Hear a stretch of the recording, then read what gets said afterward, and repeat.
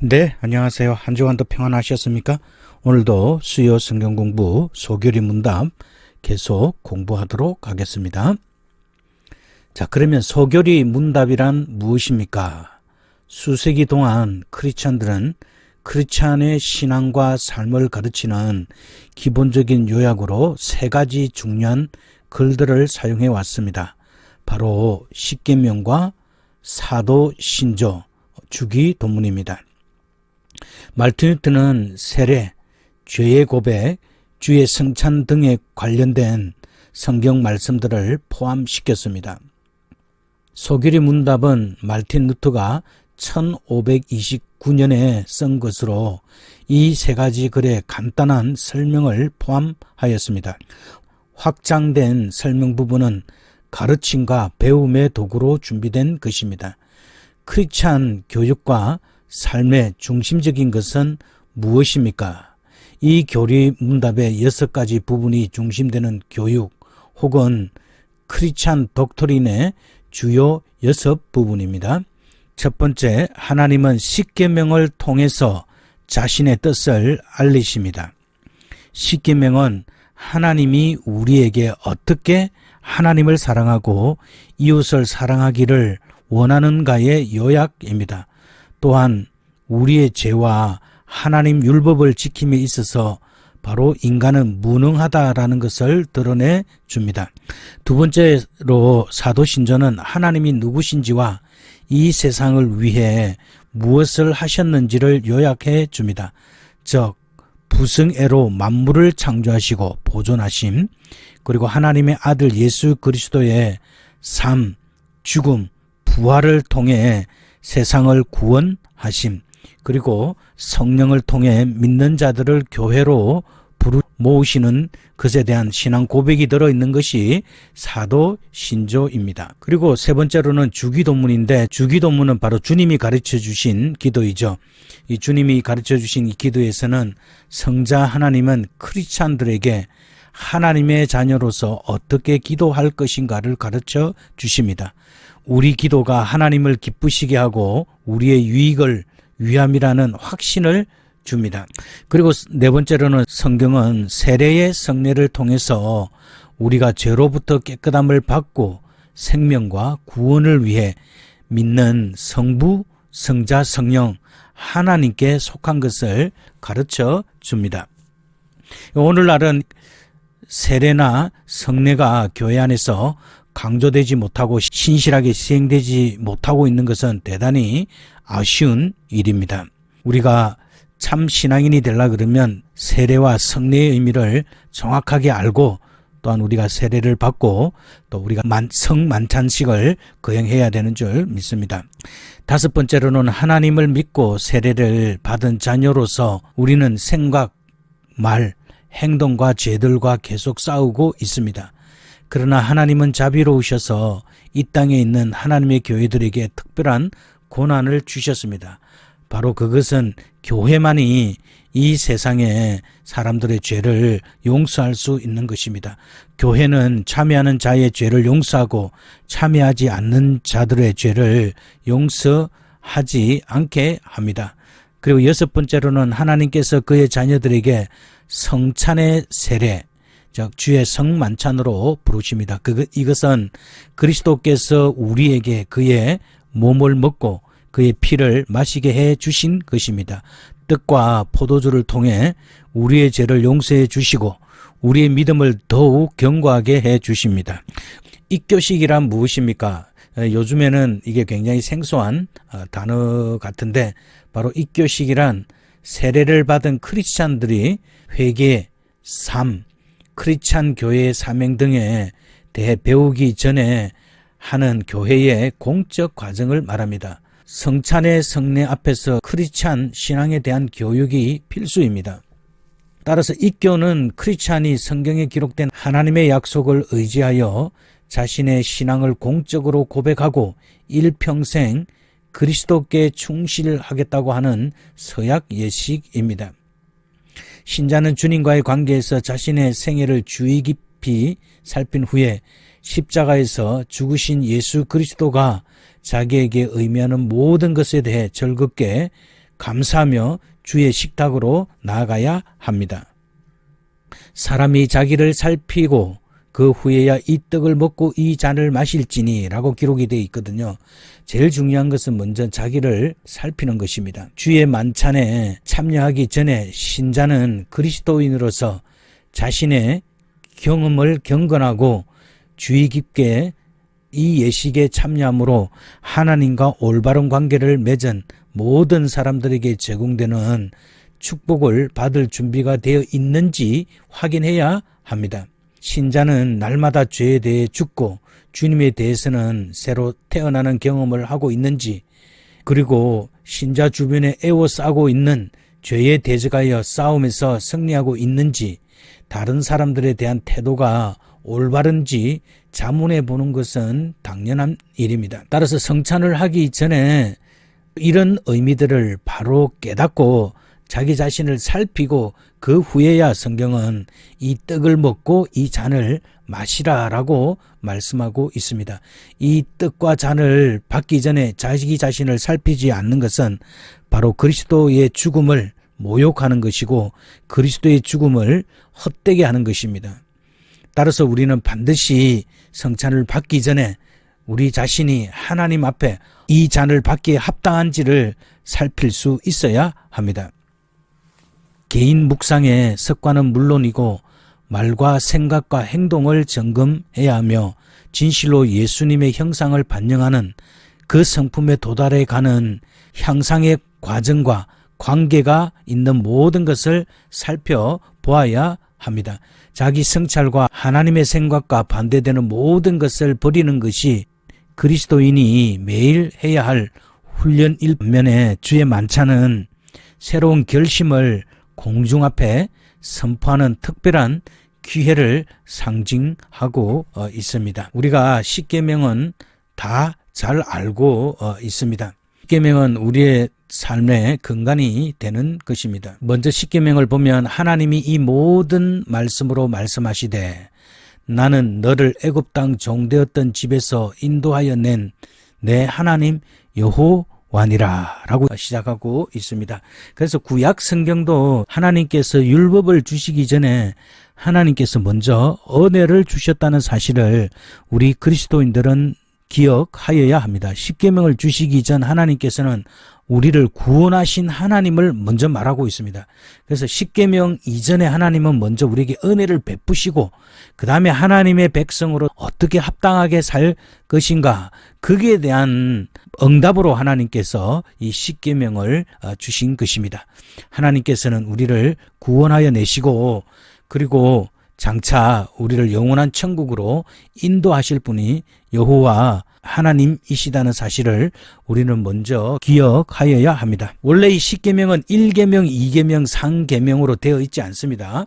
루트 교회에서는 보통 교회들이 제2계명을 우상을 섬기지 말라가 있는데 우리 루트 교회에서는 너는 나 외에 다른 신을 두지 말라, 거기에 대한 그 설명으로 보기 때문에 이 계명으로 우상을 섬기지 말라는 넣지 않습니다. 그렇게 해도 하나님이 우리에게 주신 이 십계명 안에 다 들어 있습니다. 십계명 읽어보면 다음과 같습니다. 너는 나 외에 다른 신들을 두지 말라. 너는 내 하나님 여호와의 이름을 망령되게 부르지 말라. 여호와는 그 이름을 망령되게 부르는 자를 죄 없다 하지 아니하리라. 안식일을 기억하여 거룩하게 지키라. 내 부모를 공경하라. 그리하면 내 하나님 여호와가 내게 준 땅에서 내 생명이 길리라. 살인하지 말라. 간음하지 말라. 도둑질하지 말라. 내 이웃에 대하여 거짓 증거하지 말라.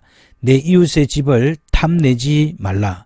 내 이웃의 아내나 그의 남종이나 그의 여종이나 그의 소나 그의 나귀나 무릇 내 이웃의 소유를 탐내지 말라라고 말씀하고 있습니다. 그러면 십계명은 무엇입니까? 우리가 이렇게 질문해 보면 십계명은 하나님의 법입니다. 십계명은 먼저 구원받은 하나님의 백성들이 지켜야 할 법입니다. 모든 사람들의 생명과 복된 삶을 위한 하나님의 선하심과 사랑의 뜻이 들어있는 것이 십계명입니다. 다섯 번째, 우리의 삶을 위한 하나님의 뜻은 무엇입니까? 하나님은 우리가 그 무엇보다도 하나님을 믿고 사랑하며 우리의 이웃을 사랑하기를 원합니다. 하나님의 뜻은 디모데전서 2장 4절에서 하나님은 모든 사람이 구원을 받으며 진리를 아는 데에 이르기를 원하시느니라 라고 되어 있습니다. 진리에 대한 지식은 구원의 뿌리요 열매입니다. 이러한 지식은 인간의 자의적인 노력을 통해서 얻어지는 것이 아니라 하나님의 역사하심으로 말미암아 획득됩니다.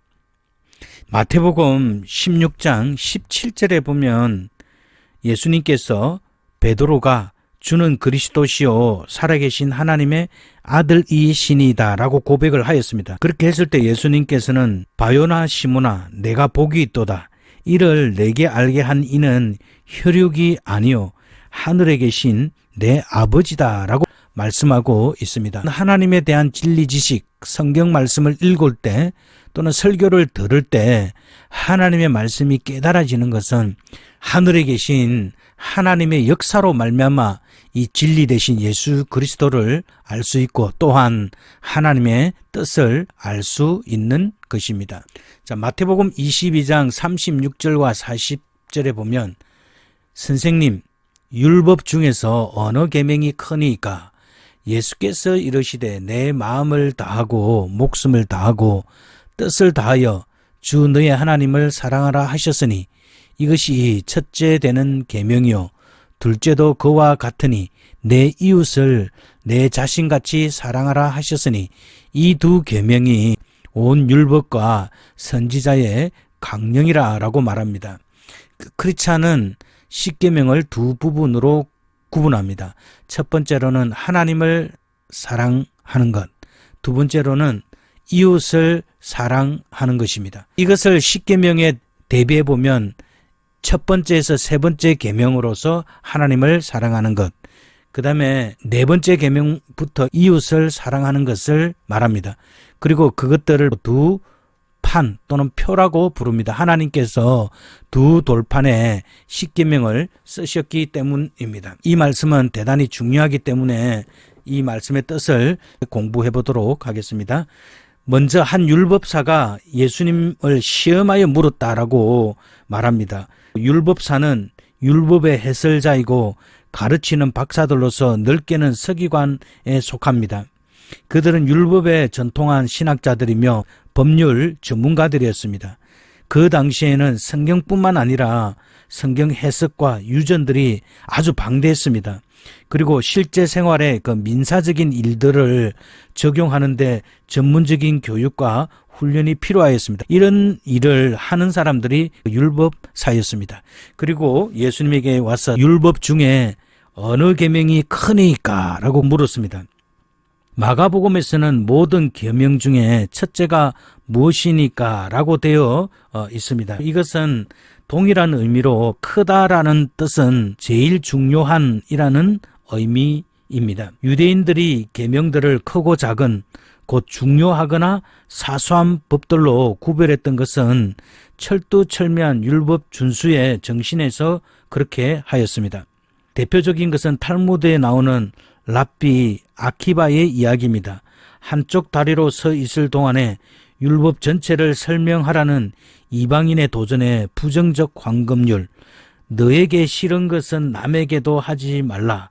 바로 이것이 율법의 전체이며 그 나머지는 주석에 불과하다라고 대답하였습니다. 랍비들은 율법을 세밀하게 나누어서 율법 중 613계명이 있다고 보고 그 중에서 사람 몸의 지체수가 248개가 있는데 그 248개는 긍정적이고 적극적인 하라라는 것입니다. 그리고 나머지는 365개로 1년의 수와 똑같죠. 이것은 바로 소극적인 금지 계명으로 분류하였습니다. 여기 365개는 하지 말라는 내용으로 되어 있습니다. 그 당시 사도계인들은 모세 오경만을 인정했기 때문에 성경에 명백하게 기록되지 않은 유전은 인정 아니하므로 바리새인들과 자주 충돌하였습니다. 그들은 공교롭게도 같이 하나님의 율법을 연구하였지만 그런 부분에 대해서는 바리새인들과 자주 충돌한 것을 볼 수 있습니다. 특히 이제 부활 문제에 관해서는 사두개인들은 부활도 영도 없다고 믿었던 사람들입니다. 그들은 율법을 연구함으로 영생을 얻는다고 생각하였습니다. 근데 문제는 연구하는 데는 대단히 깊은 학문적인 깊이가 있었으나 그들의 삶은 전혀 그렇지 않았다라는 것입니다.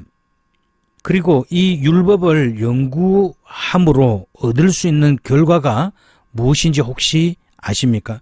이 율법을 연구한 결과는 그리스도를 알고 그리스도를 믿게 되고 그리스도를 통하여서 하나님의 의를 힘입어 구원받기 위한 목적으로 하나님께서 우리에게 율법을 주셨다라는 것입니다. 따라서 이 사두개인들이나 바리새인 두 종교 지도자들은 이런 면에 있어서는 철저하게 실패하였다라는 것을 볼 수 있습니다. 그리고 나서 마음을 다하라라고 말하고 있는데 신명기 6장 5절의 인용입니다. 이것은 가정이나 성전에서 매일의 예배에 사용한 신앙 고백문인 쇠마의 한 부분으로 매일 2번씩 소리 높여 암송함으로써 유대인들에게는 가장 익숙한 것입니다. 특히 이 계명은 10계명의 전반부 하나님께 대한 계명의 포괄적인 요약입니다. 유대인 아이들은 이 구절을 외우는 것으로 교육이 시작되게 됩니다. 바리새인들은 신명기 6장 8, 9절에 따라 쇠마를 문 오른편 기둥에 기록하였고 또 이것을 기록한 작은 양피지를 상자에 넣어 끈으로 이마와 왼팔에 잡아 메었습니다. 자, 신명기 6장 4절부터 9절까지 나와 있는 이 쇠마는 바로 이렇습니다. 이스라엘아 들으라. 우리 하나님 여호와는 오직 하나인 여호와시니 너는 마음을 다하고 성품을 다하고 힘을 다하여 내 하나님 여호와를 사랑하라. 오늘날 내가 내게 명하는 이 말씀을 너는 마음에 새기고 내 자녀에게 부지런히 가르치며 집에 앉았을 때든지 길에 행할 때든지 누웠을 때든지 일어날 때든지 이 말씀을 강론할 것이며 너는 또 그것을 내 손목에 메어 기호를 삼으며 내 미간에 붙여 표를 삼고 또 내 집 문설주와 문 바깥문에 기록할지니라 라고 말씀하고 있습니다. 하나님을 사랑할 때 마음을 다하여 라고 말을 하고 있는데 이 마음은 외식이 아닌 자신 속에 들어있는 진정한 의지를 강조한 말입니다. 우리가 어떤 일을 할 때 진정한 의지가 들어있느냐 들어있지 않느냐는 일의 결과를 놓고 보면 차이점이 대단히 많죠. 진정한 의지가 들어있으면 그 일에 대한 그 애착심 그리고 그 일을 이루려고 하는 노력 이 모든 것들이 다 들어있는 것을 말합니다. 그리고 목숨을 다하여 라고 말하고 있는데 이것은 소멸되지 않는 육체적인 생명을 뜻하며 이는 다 적당히 하는 것이 아니라 생명을 걸고 하나님을 사랑하라고 하는 강조의 말입니다. 그리고 뜻을 다하라 라고 나와 있는데 바로 이 뜻은 지적 능력을 뜻하는 말로서 맹목적인 것이 아니라 분명한 이해와 통찰력을 가졌음을 강조하는 말입니다. 우리가 하나님을 사랑할 때 이것이 대단히 중요하죠. 분명한 하나님에 대한 이해와 통찰력이 있어야 한다는 것입니다. 그리고 다하여라고 되어 있는데 원래 신명기 6장 5절의 원문은 뜻 대신에 힘이란 단어가 들어가 있습니다. 그리고 마가와 누가복음에도 바로 힘이란 단어가 들어가 있습니다. 그러면 이 모든 것들을 다하여 마음을 다하고 목숨을 다하고 뜻을 다하여 라는 이 말은 바로 전 인격을 기울여 인간 존재의 전 기능을 다하여 모든 생애에 있어서 하나님을 사랑하라라는 뜻입니다. 사랑하라라는 말은 단순한 애정이나 사랑을 나타내는 필레오와는 엄격하게 구분이 됩니다. 자기 이해를 초월한 순수하고 무목적, 무조건적인 사랑을 말합니다. 그래서 하나님을 사랑하는 데 있어서는 어떤 목적이나 조건이 있으면 안 된다라는 것입니다. 이런 사랑은 우리 자신에게는 없습니다. 이 사랑을 하려고 하면 우리에게 하나님의 권원적인 사랑이 절대적으로 필요하고 또 그 사랑을 힘입어야 가능한 것임을 우리는 알 수 있습니다. 이 사랑은 예수 그리스도에게 발견할 수 있고 우리가 이 예수 그리스도의 그 사랑을 풍족하게 누리고 또 그 사랑의 능력으로 하나님을 알게 될 때 우리가 온전한 하나님의 사랑으로 나아갈 수 있다라는 것입니다. 자, 하나님께서는 어떻게 하나님의 법을 우리에게 주셨습니까? 첫 번째는 하나님께서 이 계명들을 모든 인간들의 마음에 써 주셨습니다.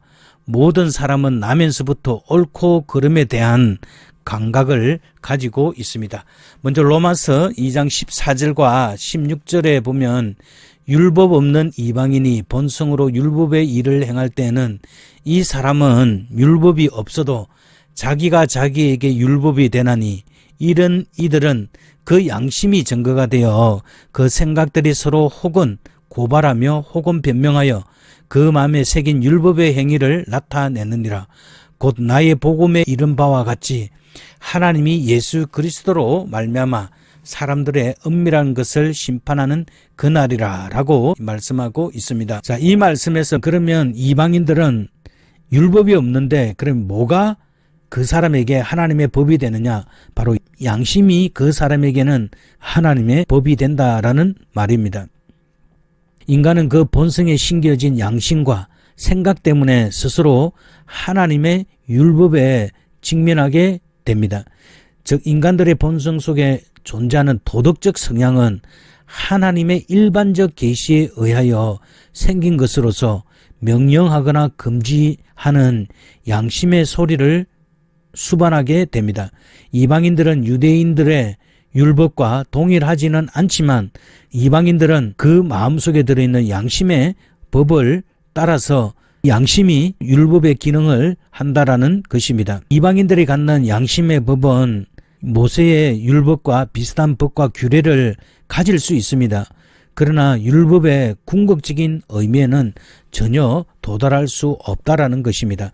그래서 십계명은 가만히 보면 이 세상 종교에서도 나타나 있는 보편적인 법들입니다. 하나님께 대한 계명을 빼면 나머지 그 7개 계명은 이 세상에 있는 인간의 보편적인 양심에 따른 법으로 비슷한 법이 있다라는 것입니다. 하나님께서 우리에게 주신 양심이 최소한의 사람관계 속에서 윤리와 도덕과 어떤 인간관계를 지켜야 하는 법이다라는 것을 말해주고 있습니다.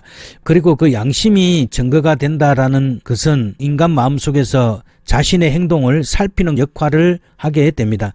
양심은 때로는 자기 자신을 정죄하기도 하며 또는 어떤 올바른 그 행동을 하였을 때는 스스로 자기 자신이 선하다라고 인정할 수 있기도 합니다.